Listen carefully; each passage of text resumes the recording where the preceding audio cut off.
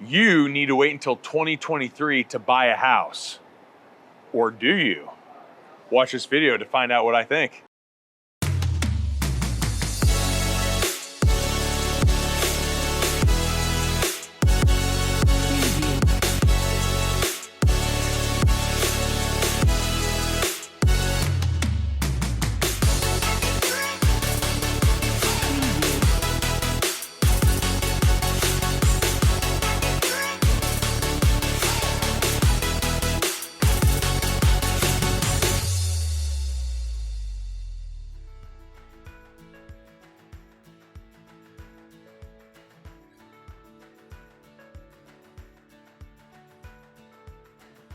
I'm Jason Rains, your KC seller, 3 Max Elite Realtors, and in today's video, we're gonna be talking about the pros and cons of buying right now at the end of 2022 or waiting until 2023, right? So now, before I get started and get into this, if this is your first time, sorry, these flames just literally hit me like right in the face. I'm gonna screw back a little bit. Hey, this is real life, right? Here we go. Now, if this is your first time to the channel, welcome. I need you to do 2 things. 1, click that subscribe button so you can see me get burnt in the face every time. No, I'm joking. 2, hit the notification bell so you're notified every time I drop a new video. This channel is all about what it's like to eat, sleep, live, work, play here in the greater Kansas City area. But we do videos like this too, where we talk about, you know, how to list your house, or marketing ideas when you're listing your house, or what can buyers do to take advantage of the current market, or what should buyers do when looking to buy a home. The process is involved around that, all that stuff. We cover all that and more. So if that's kind of the stuff you're looking for, the content you're looking for, this is the channel for you guys, okay? Now, I am a licensed agent in the state of Kansas and the state of Missouri. And while I do like making these videos for you, I would love to help you find and buy your next home, sell the home you're in, or hey, maybe both, right? So the only way I can do that is if you reach out to me, give me a call, shoot me a text, send an email, whatever it is, I will get right back to you. And that's it, guys. I want to help you out through your home buying and selling journey. So now let's get into it, right?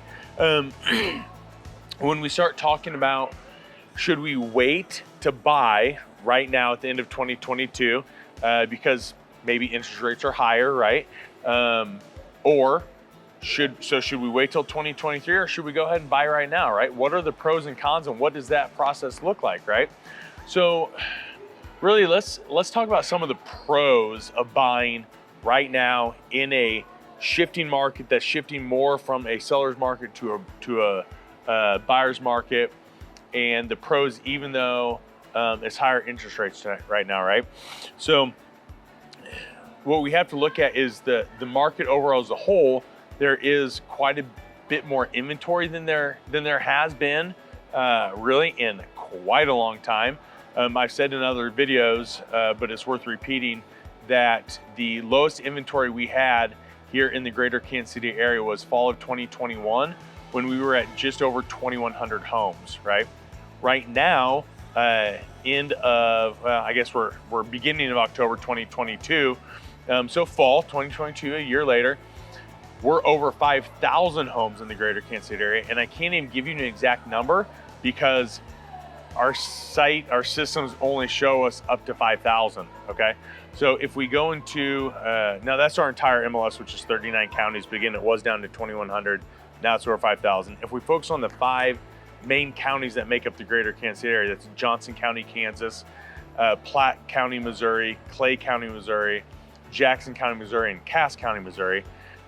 We're still at like 3,800 homes just in those 5 counties, right? So just those 5 counties are approaching double of what our entire MLS was a year ago. So with that, you have more inventory, you have more choices. You don't have to make such a rushed decision that buyers were having to make just a year ago, right? Or even 6 months ago. You can take your time, you can go out and see several properties in a weekend.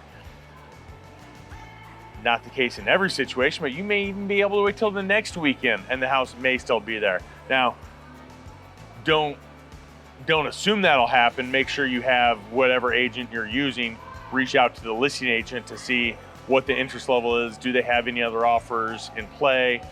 Are they hearing word of other offers? What's the traffic been like? All of that stuff, so you know whether you should or could possibly wait and see more houses, or if you need to go ahead and move forward the first weekend, right? I don't want to sit here and tell you that you're gonna be able to wait till the next weekend and then you miss out on your dream home. That I would not want that to happen, okay? But you have a little more time. With that being said, you also have more negotiating power, right? We're seeing buyers negotiate down the price, the list price of the house, not offering full list price. Now, on average, we still are hovering right at 100% of contract to list price. That's on average though, right? Some are higher on those really hot properties, some are lower, okay? So it just depends.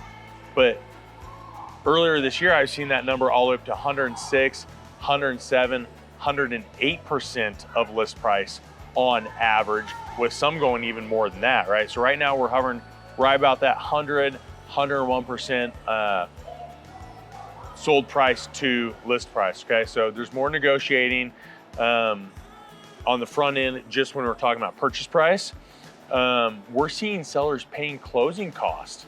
I just had a listing where the seller paid all of the buyer's closing costs, right? So that's starting to come into play a little bit more.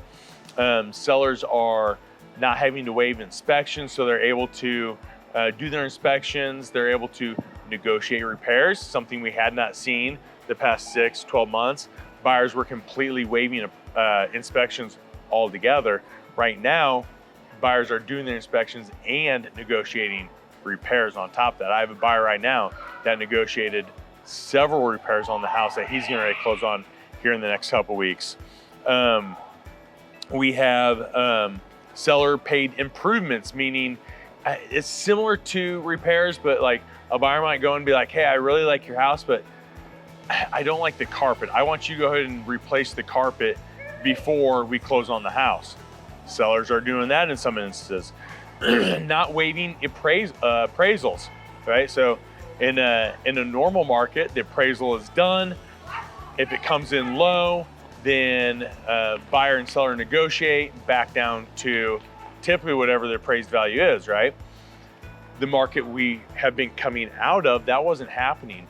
Buyers were completely waiving the appraisal, or waiving $5,000 or $10,000 of the appraisal. And then if the appraisal came in low, they were covering the difference. We're not seeing that right now, okay? So again, these are all pros of buying now versus continuing to wait, because we don't know when exactly that market can shift. And I mean, this shift happened pretty quick, right? We don't know when that shift is gonna kind of swing back a little bit the other direction, and some of these pros may no longer be available to you, okay?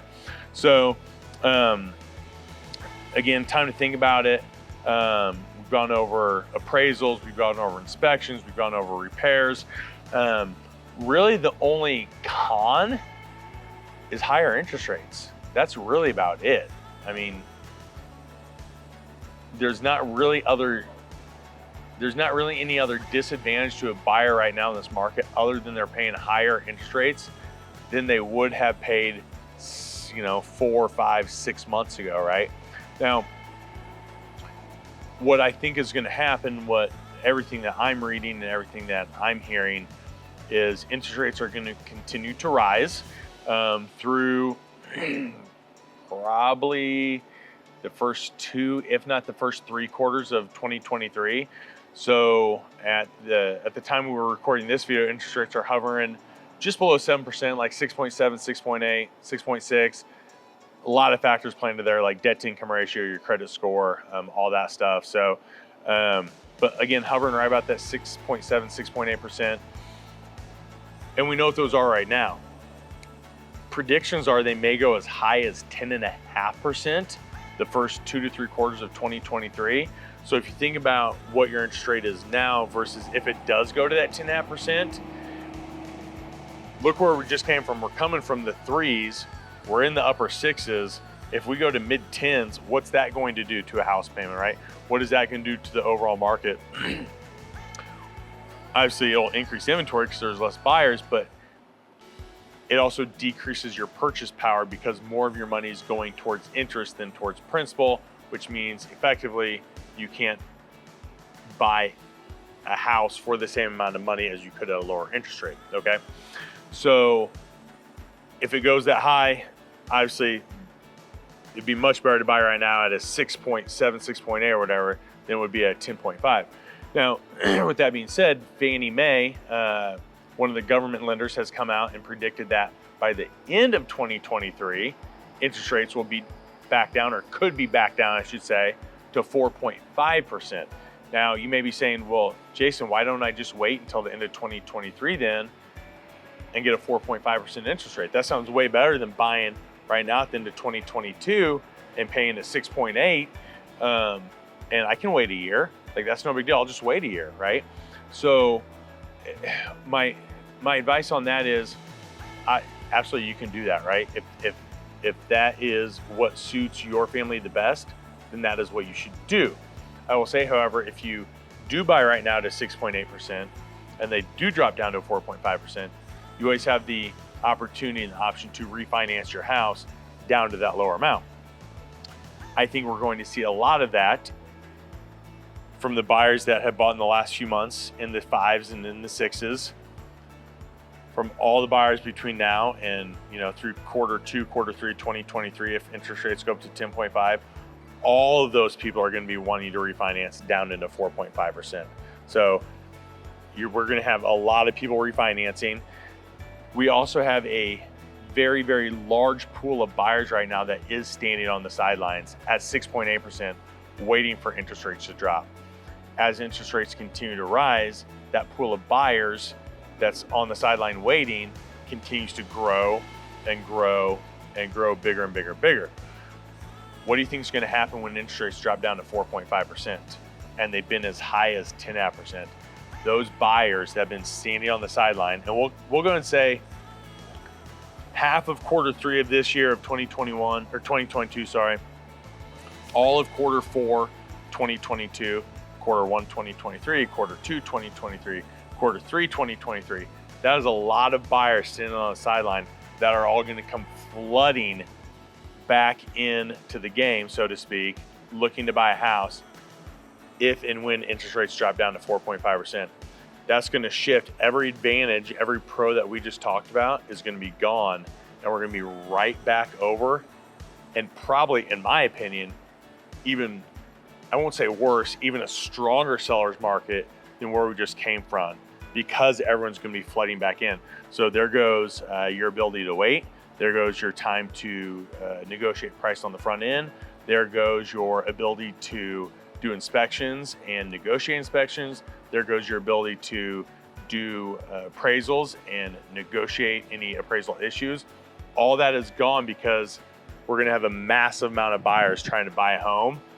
And while inventory is currently up and will continue to go up, it's not going to be to a point where it's still a healthy market. A healthy market for the greater Kansas City area, the 39 counties that RMLS covers, is 15,000 homes. 15,000. We're like 5, right? We have a long way to go to get that healthy market. So that number is going to quickly dissipate back down, probably into the 2,000 range, to be honest with you, if not maybe even a little lower, if interest rates go up to 10.5 and then drop to 4.5. Again, that's just my opinion. We'll see if I'm right. Who knows? I could be completely wrong. But hopefully you're able to take this information, the pros and the cons, and kind of what I'm reading as predictions moving forward through the end of 2022 all the way through 2023. And hopefully you can take that information and figure out what's best for your family, right? What works best for you and your situation, and then come up with a game plan on what you want to do with regards to buying and selling a home with everything that I just went over.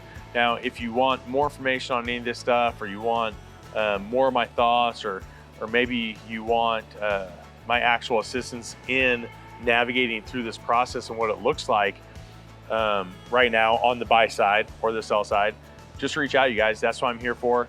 I love helping people, and I just need you to give me a call, shoot me a text, send me an email, whatever works best for you, whatever you prefer, just reach out to me and I can help answer that question. I'll guide you down that path of selling your home or buying a new home. And that's it. So hopefully you guys enjoyed this video. Hopefully it was informative and useful to you, and you can take this information and use it in the future. So until next time, have a great day.